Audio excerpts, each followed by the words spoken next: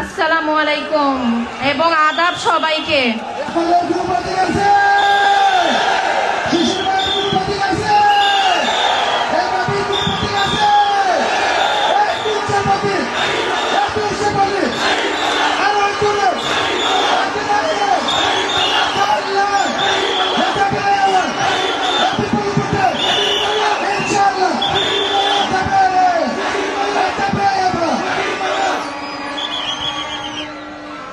আপনারা অনেক কষ্ট করে এখানে বসে আছেন, সেই জন্য আমি পরিবারের পক্ষ থেকে আপনাদেরকে অনেক অনেক ধন্যবাদ জানাই। আল্লাহ জানি আপনাদেরকে এই প্রতিদানটা দেয়। 2 দিন পরেই ইলেকশন, আমার নতুন করে কিছু বলার নাই আসলে। একটা জিনিস, এই দেশে অনেক হানাহানি মারামারি অনেক হয়েছে, এলাকা ভিত্তিক অবস্থায় অনেক হানাহানি হয়েছে। আর না, এই দেশের মানুষ আর এই হানাহানি দেখতে চায় না, এই বিভাজন দেখতে চায় না। ধর্ম বর্ণ নির্বিশেষে আমরা এক হয়ে কাজ করব, এটাই হচ্ছে এই দেশের মানুষের প্রত্যাশা। এই দেশের এত এত মানুষ, এত এত সমর্থক মানুষ এইভাবে হবে না ইনশাআল্লাহ, এবং এটা উন্নতির দিকে নিয়ে যেতে হবে। এবং আমি 3টা জিনিস আপনাদেরকে শুধু একটু মনে রাখতে বলবো যে ইলেকশনের সময়, একটা হচ্ছে যে এই একতা, এই বিভাজনের বিরুদ্ধে কাজ, এক নাম্বার। 2 নাম্বার হচ্ছে যে উন্নতি, জীবন কোনোদিন পিছে যাবে না, জীবনকে সামনে নিয়ে যেতে হবে, এবং যে এই সামনে নিয়ে যেতে সাহায্য করবে তাকেই আপনারা ভোট দিবেন।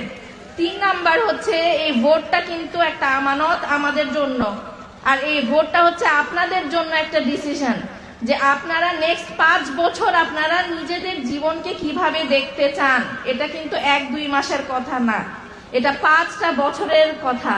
এবং এই 5 বছর পর যখন আরেকটা ইলেকশন হবে, এইখানে যে স্ট্যান্ডার্ডটা সেট করা হবে ওইটার উপরেই কিন্তু পরের 5 বছরটা গঠিত হবে। সেই জন্য এই 5 বছরটা আপনার যে ডিসিশনটা নিতে যাচ্ছেন ইলেকশনের সময়, এই 5 বছরটা এই জন্য এত এত জরুরি।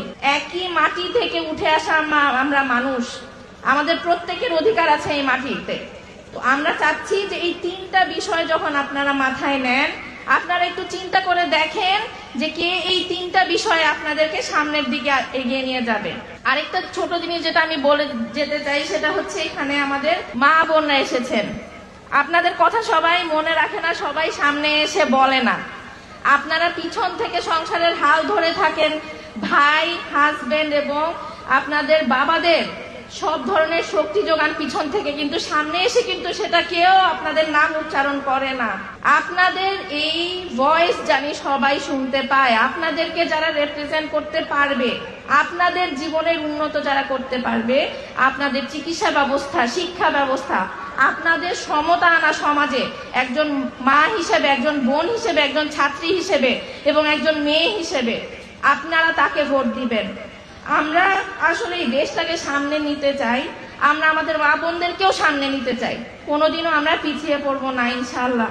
এখন আপনারা যদি দেশটাকে এভাবে বদলাতে চান, আপনাদেরকে আমি অনুরোধ করব, ইনশাআল্লাহ 12 তারিখে আমরা এই পরিবর্তনটা করব, এবং আপনারা যে আমানতটা আমাদের হাতে দিবেন, এই আমানতটা যাতে আমরা রক্ষা করতে পারি এই দোয়াটাও করবেন।